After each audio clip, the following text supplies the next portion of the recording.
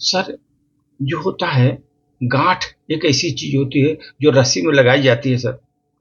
गांठ की महत्ता क्या है? एक बार भगवान बुद्ध अपने शिष्यों को शिक्षा प्रदान करने करते थे। वो आए प्रातः सुबह सुबह, भिक्षुक उनका प्रवचन सुनने के वहां बैठे हुए थे।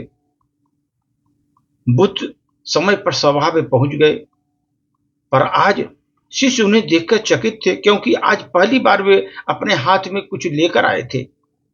करीब आने पर शिष्यों ने देखा कि उनके हाथ में एक रस्सी है। बुद्ध के आने के पश्चात उन्होंने आसन ग्रहण किया। बिना कुछ कहे किसी को वो रस्सी में गांठ बांधने लगे, गांठ लगाने लगे रस्सी में।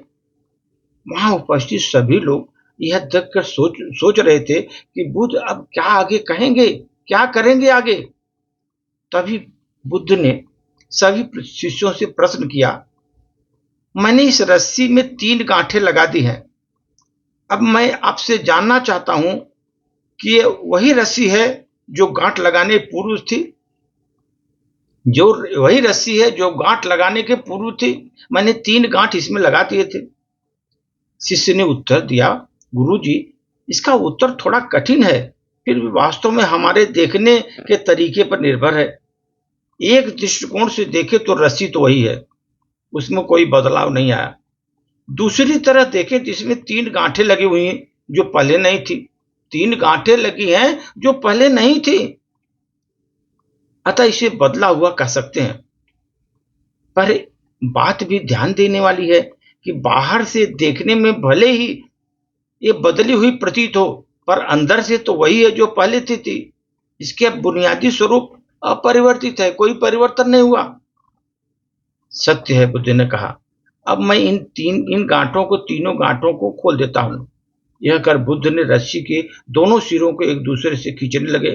उन्होंने पूछा, तुम्हें क्या लगता है, इस प्रकार खींचने से क्या मैं इन गांठों को खोल सकता हूं? शिष्य ने बोला, नहीं नहीं, ऐसा करने तो ये गांठें और भी कस जाएंगी, इन्हें खोलना मुश्किल हो जाएगा। एक शिष्य ने शीघ्रता से खड़ा होकर उत्तर दिया। बुद्ध ने कहा, ठीक है, अब एक अंतिम प्रश्न बताओ, इन गांठों को खोलने के लिए हमें क्या करना चाहिए? शिष्य बोला, इसके लिए हमें इन गांठों को गौर से देखना होगा, ताकि हम उनके जान सकें कि कैसे लगाया गया था। फिर हम उसी को खोलने का प्रयास कर सकते हैं। यही तो सुनना मैं चाहता था। मूल प्रश्न यही है कि तुम जिस समस्या में फंसे हो, वास्तव में उसका कारण क्या है? बिना कारण जाने उसका निवारण भी असंभव है। बुद्ध ने कहा, यही तो मैं तुम लोगों को सुनना चाहता हूं। मूल प्रश्न तो मेरा यही है कि जिस समस्या में तुम फंसे हो, वास्तव में उसी के कारण क्या बिना कारण जाने उसका निवारण तुम कर सकते हो? कोई मुझसे ये नहीं पूछता कि मुझे क्रोध क्यों आता है। लोग पूछते हैं कि मैं अपने क्रोध का अंत कैसे करूं। कोई मुझसे ये नहीं पूछता कि मुझे क्रोध क्यों आता है। लोग पूछते हैं कि मैं अपने क्रोध का अंत कैसे करूं।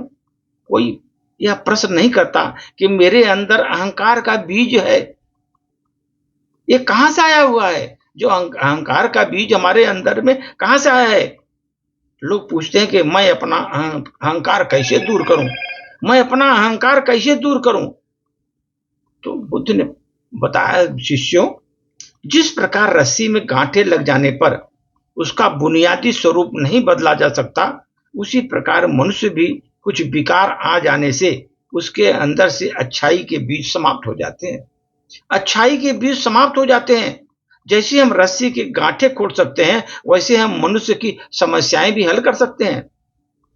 इस बात को समझो कि जीवन में समस्याएं भी होंगी ही, और समस्याएं हैं तो समाधान अवश्य होगा।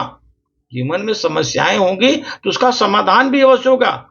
आवश्यकता है कि हम किसी समस्या के कारण को अच्छी तरह, किसी समस्या के कारण को अच्छी तरह समझें, पहले अच्छी तरह जाने, और निवारण स्वयं से ही प्राप्त हो जाएगा कि कैसे हमको समस्या का निवारण करना है। आदमी सर, हार करके टूट जाना, हार करके टूट जाना किसी समस्या का हल नहीं है। अगर आप हार करके टूट गए, ये समस्या का हल नहीं है, बल्कि यह पता लगाना चाहिए कि क्या कमी रह गई मुझे, इस हार के कारण में हमको क्या कमी रह गई जिसकी वजह से मैं हारा। उसके कारण को पता लगाना पड़ेगा, अपनी कमी को दूर करना पड़ेगा। किस कारण से हारा, किस कमी से हारा, वो कमी को दूर करना पड़ेगा। आप पूरी शिद्दत से, पूरी ताकत के साथ प्रयास, पुनः प्रयास करिए, सफलता का मार्ग प्रशस्त हो जाएगा।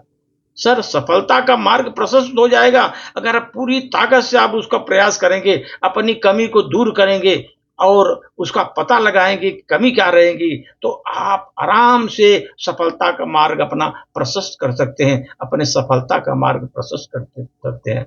धन्यवाद।